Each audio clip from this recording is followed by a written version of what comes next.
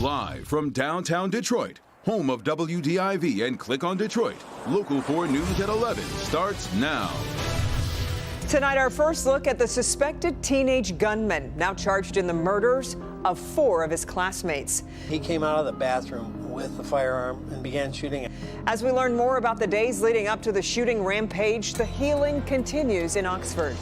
We're Oxford strong, and somehow we're going to get down the road with this. I mean, we read about Columbine, we read about Parkland.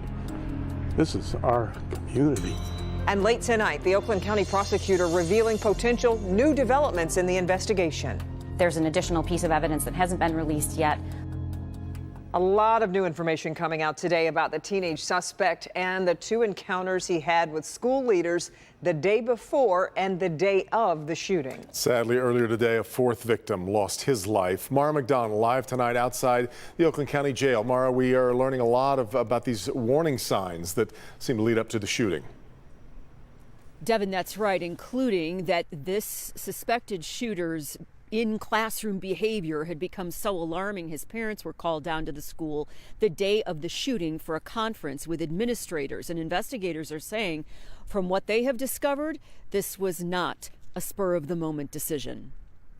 Madison, Tate, Hannah, and today, Justin, all dead after a 15-year-old student at Oxford High went on a rampage yesterday, with 7 others, including a teacher, wounded. Sir, do you understand all the charges against you? Yes, I do.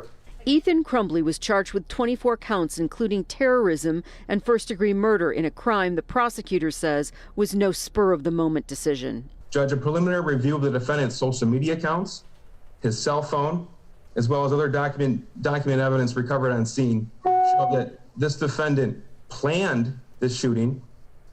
He deliberately brought the handgun that day with the intent to murder as many students as he could. The accused shooter's behavior had raised red flags before yesterday. We have since learned that the schools did have contact with the student the day before and the day of the shooting.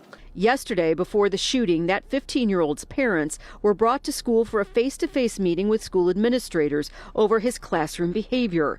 Just under 3 hours later, school cameras recorded him. And what's depicted on that video, honestly, Judge, I don't have the words to describe how horrific that was. The accused shooter seen coming out of a bathroom and firing, aiming for students' heads with a gun his father bought last Friday. His parents, who briefly appeared during his arraignment, are also facing potential charges. With the right of owning a gun comes responsibility. And the responsibility of a gun owner is to securely store that weapon and to keep it out of the hands of somebody who could kill people. And in this case, that does not seem to have happened. Prosecutor McDonald says she's limited with what she can share at this point, but did say this late tonight. There's an additional piece of evidence that hasn't been released yet, but I can assure you it was troubling, it was disturbing, and unfortunately, he was allowed to go back to class. Back here live, that 15-year-old is being charged as an adult in this case. He has since been moved here to the Oakland County Jail. The judge said no bond, and his attorney entered a not guilty plea for him. We are at the Oakland County Jail tonight. I'm Mara McDonald. Devin, Kimberly, back to you. Yeah. Okay, Mara, thank you. And there were many prayers tonight for the 4 students killed, as well as the other victims at vigils around the Oxford area tonight. Jason Colthorpe was at one of those vigils. He joins us tonight from Oxford High School. Jason. Prayers in earnest, Devin and Kim, for not just these victims, all victims, the ones who were lost, the ones who were trying to recover, but for the community, all of the students that go here at Oxford, the staff, the teachers, but also for the shooter and his family.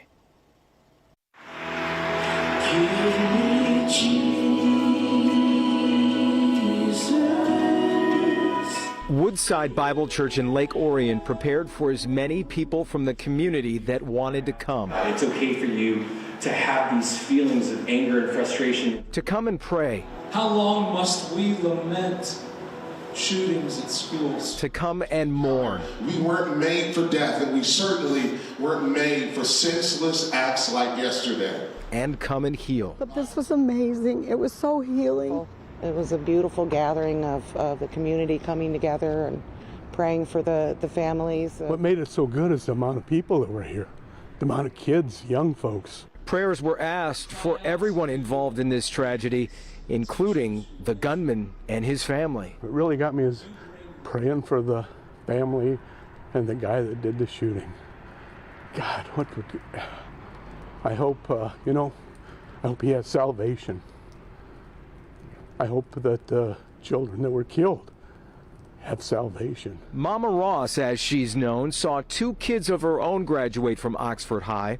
Tuesday, she was substitute teaching 3rd graders at a nearby school when the lockdown call came, and her thoughts were inside those high school halls. God bless all the teachers at Oxford who got their kids out, but God bless the ones that their kids were in and they were barricaded in, and those teachers were ready to give up their lives for those kids. We've seen videos that show that for sure. As we say, this is one of several vigils that have already happened, and there are more scheduled. And frankly, they're just needed for the healing that needs to happen before they can reopen the doors here at the high school and these students can return and experience anything close to normalcy. We're at Oxford High School tonight. Jason Colthorpe, Local 4. Sounds so right. All right, Jason. An online petition to rename Oxford's football stadium after Tate Myre has now collected more than 100,000 signatures. He was one of 4 students killed Tuesday. As our Tim Pamplin reports, among those backing the petition is the former longtime head coach of the program. Crime scene tape and police cruisers still surround Oxford High School here. But through the chain link fence here at Wildcat Stadium, there is a campaign gathering steam to memorialize one of the youngsters that died. I was the head coach here at Oxford for 46, 47 years. I can't remember. Coach Rowley now coaching up in Armada. He said when he got that call yesterday, it felt like a gut punch. I mean, it's just like, you got knocked right down. I mean, this is your people. I bleed blue and gold. A couple of years ago, as a freshman, Tate Myre was a middle linebacker for Coach. Every week you hear about Tate Myre doing a great job on the football field, and just a good kid, just a fine young man. By all accounts, young Tate was very well respected. All parents respected him. He was so respectful, so funny, super athletic, just the guy that you would want to be around. So as we say, there's a campaign on change.org to rename Wildcat Stadium to Tate Myre Stadium.